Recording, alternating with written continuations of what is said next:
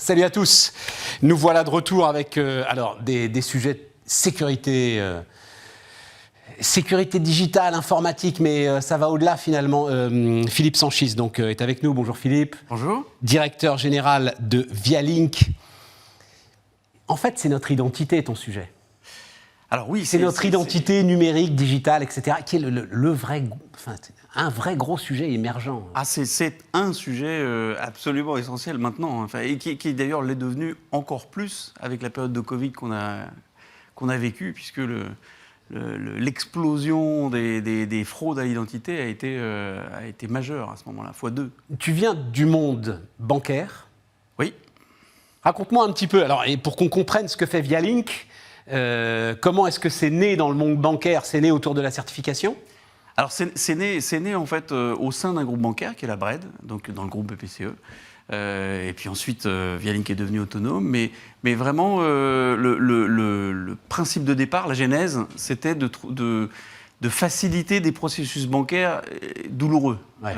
Quelle année? Et il y en a. Quelle année? Alors, la création, c'est dans le début des années 2000. Ouais. Et il y a eu une deuxième vie à partir de 2015, où là, la société vraiment a pris sa phase d'expansion. Et processus bancaire douloureux pour les clients, pour les opérateurs, pour les clients. Pour les clients. Pour les clients, avec une legacy système d'informatique bancaire qui était... on a démarré, la société a démarré à l'époque, en 2005-2006, vraiment avec la première offre qui a percé sur le marché. C'était, on va dire, la signature de caution de marché dans une niche de marché. Même pas ce que c'est. Les Bouygues, les Colas, les Eiffage, les Vinci, quand ils font des chantiers, ils ont besoin d'une garantie pour leur donneur d'ordre. Et ça, c'est un processus qui durait 3-4 mois pour avoir une garantie d'une banque ou une garantie d'un assureur. Et en fait, on a créé une application avec de la signature électronique qui, en 4 minutes, permettait de demander une caution et de l'obtenir. Voilà. Donc ça a été l'étincelle de départ, j'allais dire. Et ensuite? Ensuite, on s'est vraiment réinventé en 2015, c'est ce que je disais, avec...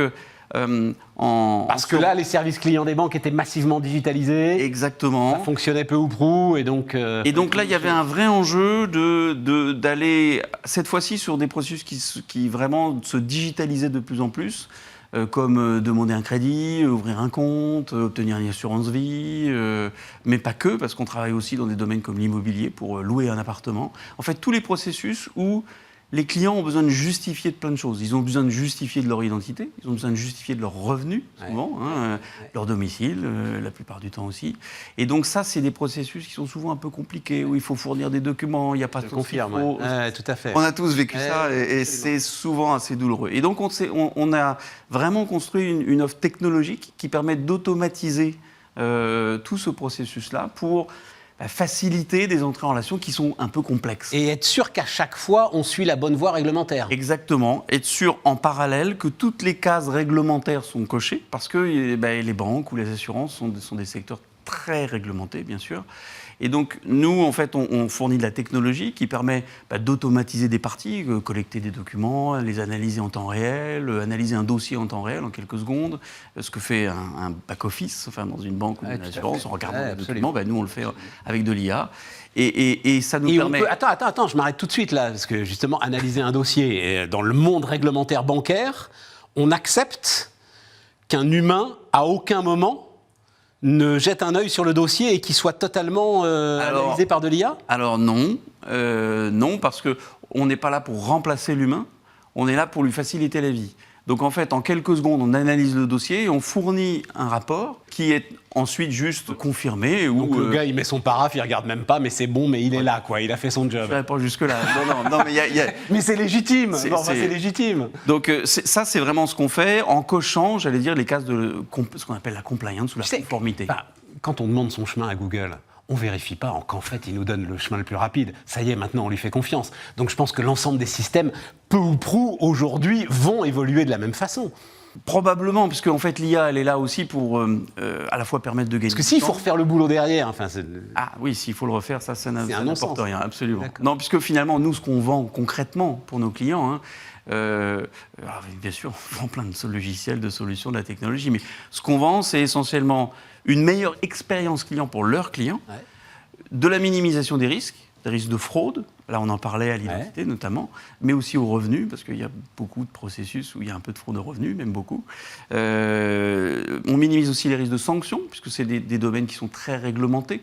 La CPR, voilà, réglemente. Donc ça veut dire une veille permanente. Ça veut dire une veille permanente, ça veut dire une adaptation aux réglementations de manière permanente, ça veut dire aussi une adaptation aux fraudes de manière constante. Et là, tu travailles en étroite collaboration avec les services compliance, fraude, etc., des banques elles-mêmes, j'imagine. Absolument, absolument. Ça, c'est vraiment un travail en commun, compliance et fraude, pour vraiment en permanence adapter, faire évoluer le système pour le rendre le plus pertinent possible et le plus efficace possible. Aujourd'hui, donc tu dis que tu es né dans l'orbite BRED, alors aujourd'hui BPCE, mais à l'époque c'était même pas BPCE d'ailleurs, c'était quoi? C'était Banque Populaire, les BRED, absolument, voilà, absolument. La Banque Populaire. Mais donc tu t'es détaché de cette orbite. Alors la BRED est toujours l'actionnaire majoritaire de la société. Et néanmoins, tu peux travailler avec toutes les banques de la place. Je travaille avec dans 3 secteurs, hein, comme je l'évoquais, la banque, l'assurance, l'immobilier. Donc là maintenant on travaille vraiment pour le marché au sens large, hein, et ça nous a permis d'ailleurs d'améliorer beaucoup les solutions parce que les cas d'usage sont différents, les enjeux sont différents, donc ça a été un gros driver pour nous. Alors les enjeux modernes maintenant, je regardais ça, donc le fondateur d'OpenAI là, ce fameux Sam Altman, qui veut donc une bibliothèque mondiale de nos iris, c'est ça, j'ai bien compris, pour vérifier l'identité. Oui, et alors... Comment tu regardes ces trucs-là? Parce que tout le monde devient fou avec ces histoires. Alors en fait, nous, on le regarde d'une double façon parce que dans notre ADN, en fait, on a un ADN qui est à la fois très sécuritaire, très protection des données personnelles, parce que nos clients nous confient des données personnelles et donc, par définition, on est très sensible et très carré sur ces sujets-là. Et on le regarde aussi comme des innovateurs parce qu'on a beaucoup innové, mais pour justement utiliser l'IA dans des systèmes vraiment très industriels et qui soient maîtrisés. Donc on le regarde avec beaucoup de potentiel parce qu'on est en train, justement en labo, je voyais des démonstrations hier dans les équipes, on est en train de préparer des choses qu'on ne croyait pas. Attends, je veux savoir, quoi. Non mais on est en train de préparer des choses qu'on ne croyait pas possibles il y a un an. Exemple d'utiliser justement des IA génératives, alors non pas ChatGPT mais qu'on a chez nous, maîtrisé, encadré, pour analyser de manière beaucoup plus efficace et j'allais dire aller sur des documents qui sont très complexes à analyser. Du texte, aller chercher de l'intelligence et de marier des choses qu'on fait déjà dans l'analyse de documents, parce que finalement, nous, on travaille sur des documents qui sont pris en photo ou scannés ou autres la plupart du temps. C'est de marier des technologies qu'on a déjà avec de l'IA générative pour arriver à être encore plus efficace dans ce qu'on fait. Avec cette histoire-là, pourquoi est-ce que j'ai envie d'en parler? Parce que j'ai l'impression que la sécurité, la demande de sécurité a un peu changé de camp. Comme tu le disais toi-même, tu es né avec des entreprises qui avaient peur de la fraude, fraude aux revenus, fraude à l'identité. Maintenant, c'est moi qui ai peur des entreprises. Maintenant, c'est moi qui suis en train de leur donner une masse de trucs sans être sûr que ça va rester sécurisé. Ça, c'est un vrai point, ça c'est un point essentiel de ce qu'on fait nous au jour le jour. Et là, on a un petit avantage, j'allais dire, parce qu'on est un acteur historique de ce qu'on appelle la signature électronique. Parce qu'on fait ça depuis longtemps, même à l'époque des cautions que j'évoquais juste en début d'entretien. Et donc, on est très audité, on est sur la liste des entreprises de confiance européennes, il y en a 20 en France, voilà. Donc, on est très sensible à ces sujets-là. 5 audits par an, je crois, tu subis. Oui, à peu près. En moyenne, des audits de nos clients, des audits de l'État pour maintenir nos certifications et des audits qu'on s'inflige à nous-mêmes aussi. parce que c'est quand même au cœur de ce qu'on vend. Et donc, on doit assurer à nos clients et aux clients de nos clients une parfaite, j'allais dire, maîtrise et protection des données personnelles qu'on manipule. Ça, c'est clair. Tiers de confiance. Absolument. Tiers de confiance européen, et français. On le revendique. Voilà, et ça aussi tu le revendiques, le drapeau aussi. Absolument. Bah oui, parce que bien sûr. On n'est plus tant d'acteurs que ça, j'allais dire, français, qui peuvent revendiquer cette indépendance et ce drapeau. Donc, on le fait. D'un mot, les développements, les perspectives, les ambitions? Alors les ambitions maintenant, on a acquis au fil des années une position de leader en France sur notre secteur. Donc notre enjeu maintenant, c'est de se développer en Europe. Ça c'est vraiment l'ouverture à l'Europe. On a des clients qui sont... Les clients de nos clients nous utilisent déjà dans 90 pays.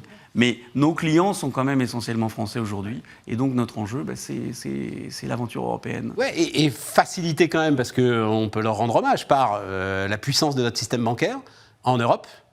Absolument.